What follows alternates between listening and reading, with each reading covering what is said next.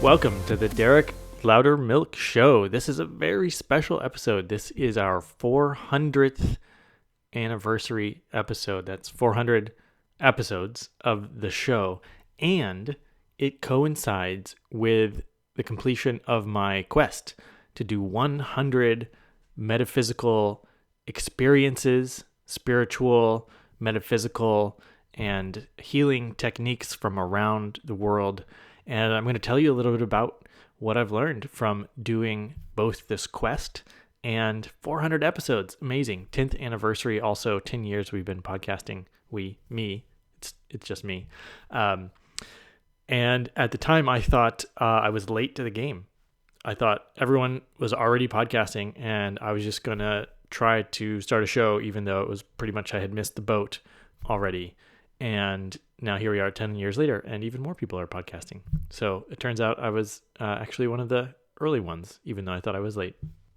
So I'll start with some lessons, some things that I learned from studying metaphysics, studying with spiritual teachers and going to sacred sites and getting healing sessions from all different types of practitioners and publishing 4 books about coaching, healing, spiritual practices, metaphysical practices, interviewing hundreds of people.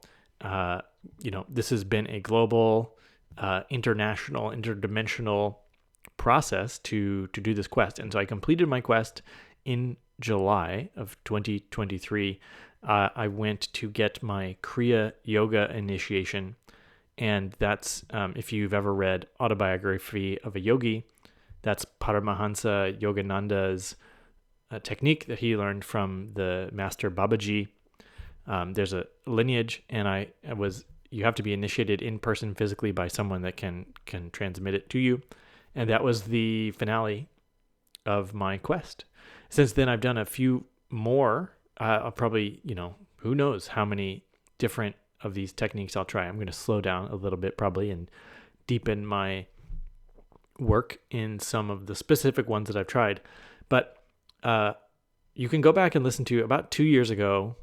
I put an episode about what I learned from 50 of these metaphysical experiments. So I did another 50 and completed the quest of 100. And so most of the things that I reported on in that episode still hold true after I learned more.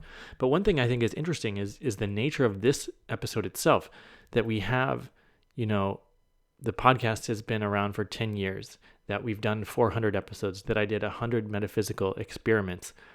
And all this happened right about the time that my son was born. And so we have all kinds of things like completing or the clock ticking over to a new round, or just so many things ending in parallel or completing their process in parallel. And one thing that I've come to learn is about time and how we as humans, we perceive time as unfolding linearly, but there's also cycles of time. Of course, there are the seasons and the day, the cycle of the 24-hour, clock cycle, but there's larger cycles at play. There's the oscillation of our solar system above and below the equator line of the galaxy, which happens every 32 million years. There's so many smaller and larger cycles, the heartbeat, things like that we can really think of cycles as relating to time, and linearity as relating to time. We can also think of spirals as relating to time. For example, the United States is experiencing very similar types of events that ancient Rome experienced, and before that, ancient Egypt experienced. And so we as a group of people are experiencing on Earth similar things for us to work through over and over again, but from an elevated, more experienced perspective each time. So the way that we deal with the nature of politics and war and resources and looking after each other and all these things is done from a new perspective every time. Another thing that I've gone really deep on since that last episode is I've studied deeply the science and the physics behind how telepathy and remote viewing and animal communication works, partly because we now teach a course on those things, telepathy, remote viewing, and animal communication. And I wanted to understand the underpinnings, the mechanisms for how it's possible. And at the beginning, I actually naively thought, oh, we will scientifically prove telepathy. Turns out that was proven 75 years ago, and now there's 10,000 solid peer-reviewed papers about telepathy and extrasensory perception and remote viewing and all those things. So we actually don't need to prove anything, but we're still looking for ways where we can expand scientifically that body of work. But so I learned a lot about the science of telepathy, but also the practical applications, including channeling, connecting to one's higher self. And this gives a human, an Earth human, access to a lot more information. For example, I've studied the history of humans on this planet that is not recorded. So going back tens and hundreds of thousands of years, there's a lot that we still have no idea about according to the history that's taught in schools, and the archaeological record won't be able to bring us this information, but the information exists and you can connect to it using your consciousness. So using this information, both the scientific research and channeled information, I've put together a working model of how the dimensions work, of how consciousness works, of how the universe is essentially fractalized and divided into different layers for us to, be humans and perceive the way that we do here physically on Earth, and our relationship to all the other layers and dimensions of the universe. So at some point, maybe I'll do an episode where I sort of walk through that framework. It's a useful framework for me, thinking about how to interact, on the different levels, including, in Dreamtime, which was one of the very first practices that I got into at the beginning of this quest. It's been a stalwart. It's been something that I do obviously every night. We're going into Dreamtime, but really working with Dreamtime and placing some importance and attention on it. And I've actually learned to be able to replicate a lucid dreaming type of state through meditation. So being able to, open a portal and go wherever it takes you in meditation is super cool.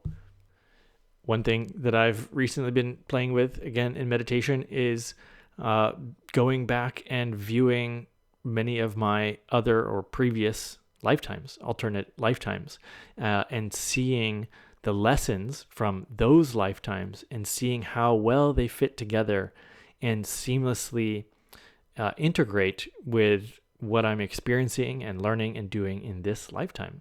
For example, I learned about a brand new lifetime where I was a farmer a long time ago here on Earth. And what's significant about that is this, the farmer was sort of an experimentalist. They were looking for ways to make their plants happier and grow better. I think this was kind of in the early days of agriculture, where a lot of best practices had still not yet been discovered around farming. But what I noticed was this person had just a very deep respect and personal relationship with his plants, with his fruit trees and the crops that he was growing. And it was like one big family that he was part of. And it was really cool to see that, because in the last couple of years, I've become a gardener. We have a, small food garden and flowers in our yard. And I've felt that type of personal relationship with my plants for the first time recently. And it's really wonderful. And then to see that I had a whole lifetime where I was dedicated to that is really wonderful to have that perspective. And I continue to do this podcast because it brings me a lot of joy. I mean, I approach episodes with the idea that I want to blow your mind with every episode. I want to bring forth some information from the guest, whether it's an adventure guest or a metaphysical exploration guest or a business guest. Something that when I first heard it or came across it in their book or something like that, I was like, oh my gosh, that's amazing. I have to bring this person on. I have to interview them because it changes my thinking. And I had this recently from a guest that had traveled to every country in the world. And I often get it when someone has gone really deep in an area of metaphysics or healing or spirituality that I know nothing about. And at this point, I've experienced so many of these things that I would never have believed a decade ago. But by now, I'll believe pretty much anything is possible because I've seen the impossible. For example, there is actually a viral video of a woman on a plane that happened this summer where she's like, that guy is not real. I've seen that. I've actually seen someone and interacted with someone who I believed at the time was real, only to learn that they were a projection, that they didn't actually exist physically at all. And that blew my mind. And I've encountered so many of these magical, paranormal, non-ordinary reality type of experiences that it kind of gets mind-boggling. And then the work is to sort of make sense of it for yourself, which really, when we're dealing with infinity, the rational mind is not always up to that, right? Like the rational mind can only go so far, and then you have to leave rationality behind and just go with the flow, because the universe just gets weirder and weirder the more you explore it. Recently, I've had a lot of fun distilling down some of the things that I've learned, both from this quest and from the podcast, into these little courses, like a 1 hour or 2 hour program where I do some teaching and then lead a guided meditation. We did this with time bending and with Moldavite and remote viewing into the future through a time crystal. And those are really fun. And each one kind of is a standalone little piece, but I'll be piecing them all together in a more expanded course at some point. But I'm just going to create the course one little block at a time individually. So you can find the recordings of those on my website if you want to check any of those out. And of course, we have our telepathy course. It's going to be launching again pretty soon in the winter of 2023, early 24. With my collaborator, Didi Young. And I'll keep going on the podcast. I took a little break. If you are a regular listener to the show, you will have noticed we included a bunch of episodes from other podcasters that are part of my podcast network, other spiritual and metaphysical podcasters from the Ethereal Network. And that's going to be turning into not just a podcast network, but also a TV network. So keep your eyes open for Ethereal TV. You'll be able to watch this on your TV, just like Hulu or Netflix or anything like that. So very exciting. It's kind of a competitor to the Gaia TV channel. So we're really excited about that. I'll keep you posted on that. And yeah, thanks so much for those of you that listen to the show regularly, or even if you're just tuning in because this episode caught your eye. I appreciate the chance to get to speak to you and share with you what I'm learning personally and these amazing guests that I come across. So without further ado, I'm going to introduce the next 100 episodes of the show. I don't know what I was going to say there. Here's to another 100 episodes, another 10 years or however long we want to do this. I'll close this episode with what I used to say at the end of all my podcasts, which is now it's your turn to go out there and be adventurous. See you next time.